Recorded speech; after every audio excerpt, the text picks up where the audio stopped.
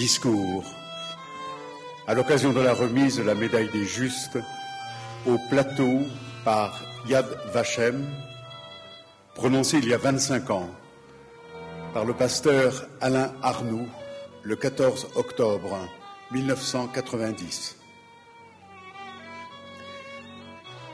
Mesdames et messieurs, nous arrivons à la fin du XXe siècle. Ce siècle devait être le premier beau siècle de l'humanité. Il y a 100 ans, on croyait que les progrès scientifiques et techniques de l'humanité libérée des vieilles superstitions allaient permettre la naissance d'un âge d'or, un âge de prospérité, de liberté et de paix. Ce siècle a été le plus épouvantable des siècles depuis l'apparition de l'être humain. L'épouvante a été à la hauteur du progrès technique et scientifique, parce que ce progrès n'a pas été accompagné et n'est toujours pas accompagné d'un progrès spirituel et moral. Quel souvenir gardera-t-on de ce siècle dans les siècles futurs si notre folie permet à l'humanité de connaître des siècles futurs? Ce siècle aura été celui des boucheries humaines et des totalitarismes. Les falsificateurs de l'histoire n'arriveront pas à faire oublier un crime qu'aucun mot assez fort ne peut qualifier et que résument quelques noms qui font mal à entendre: Auschwitz, Treblinka, Sobibor, Babillard et tant d'autres noms de lieux où l'homme a cessé d'être humain en refusant à Dieu d'être Dieu et aux Juifs d'être des hommes. Il restera de ce siècle les hontes et les charniers nés de l'orgueil humain dans des pays de vieille culture qui s'appellent Allemagne, Pologne, Russie, Cambodge et tant d'autres. Il restera de ce siècle les hontes et les décombres nés de l'orgueil humain, mais cet orgueil humain, lui aussi, subsiste. Si l'humanité ne garde pas en mémoire de cela, et si elle n'en tire pas les justes conséquences sur la place de l'homme dans la création, alors elle retombera toujours dans la sauvagerie, dans une sauvagerie terriblement moderne et outillée. En face de ce souvenir à conserver, il est bon d'en conserver d'autres, il est bon d'avoir des signes d'espoir et que brillent quelques luminions. À côté des monuments aux morts et des souvenirs de l'inhumanité, il faut sans doute que soient conservés les souvenirs de ceux qui ont refusé de servir Moloch et de plier le genou devant les dieux du sol, du sang, de la race et de la force. Un peu partout en Europe, des stèles et des monuments rappellent aux passants la mémoire de ceux qui sont morts en combattant le nazisme. Quelques arbres à Yad Vashem, une plaque au Chambon, une médaille sur ce plateau rappelleront que dans ce siècle d'orgueil et de destruction, des gens humbles et silencieux ont fait quelque chose qu'il semble anormal de considérer comme extraordinaire. Ils ont voulu être fraternels.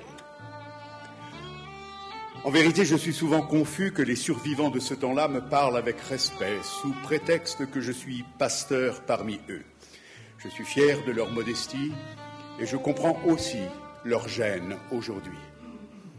Oui, ils sont gênés qu'on parle de ce qu'ils ont fait. Ils sont gênés par cette cérémonie. Ils auraient aimé que cela reste ignoré. Ils n'ont demandé ni reconnaissance ni distinction, car ils savent aussi qu'ils ne furent pas les seuls à se conduire proprement. Malgré cette gêne souvent exprimée, cette cérémonie a lieu.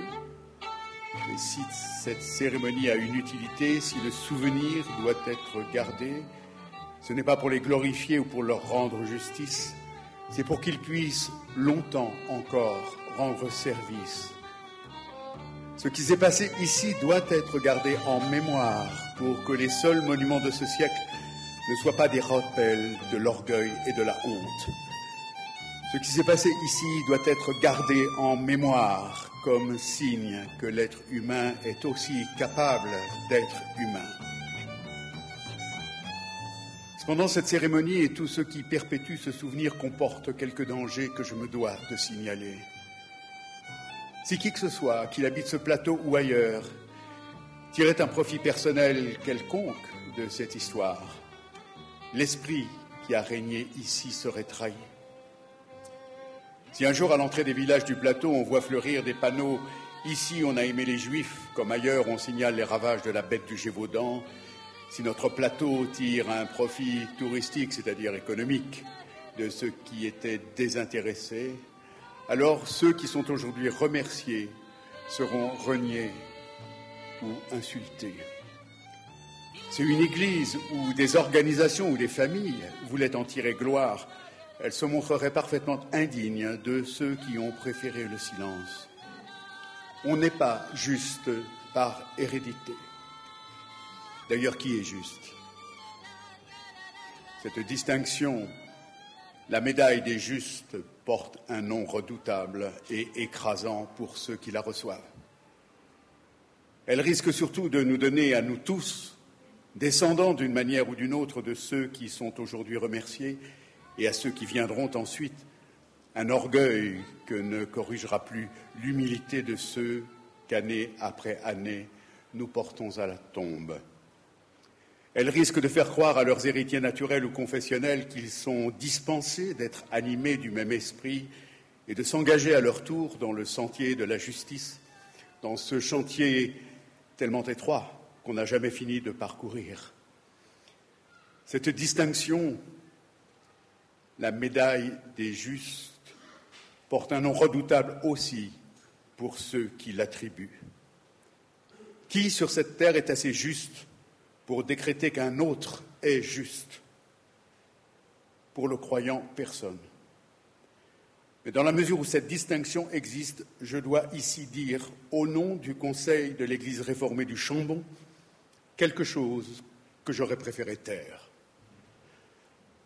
Attribuer une telle distinction engage autant que la recevoir, puisque Yad Vashem représente l'État d'Israël, et puisqu'aujourd'hui ce plateau est remercié d'avoir autrefois scolarisé des enfants, ouvert des maisons, accueilli des gens pourchassés dans toute l'Europe et dans leur propre patrie, nous aimerions que la remise de cette distinction soit une sorte d'engagement à ce qu'il n'y ait plus d'écoles fermées devant les jeunes Palestiniens, plus de maisons dynamitées, plus de gens expulsés de leur terre ancestrale pour être remplacés par des colons, et pour qu'on trouve une autre réponse aux jets de pierre que des balles de fusil.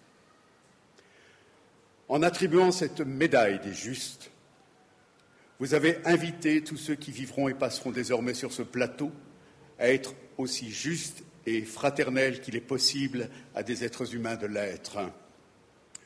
Nous voulons qu'il en soit ainsi, mais d'une certaine façon, c'est aussi vous-même, à Israël et à tous les États que vous adressez cet appel. Et c'est ce que nous ont demandé aujourd'hui, nous qui avons à suivre des traces humbles sur le sentier de la justice pour l'amour du Dieu d'Israël, auquel nous sommes liés pour l'éternité. Shalom al Israël.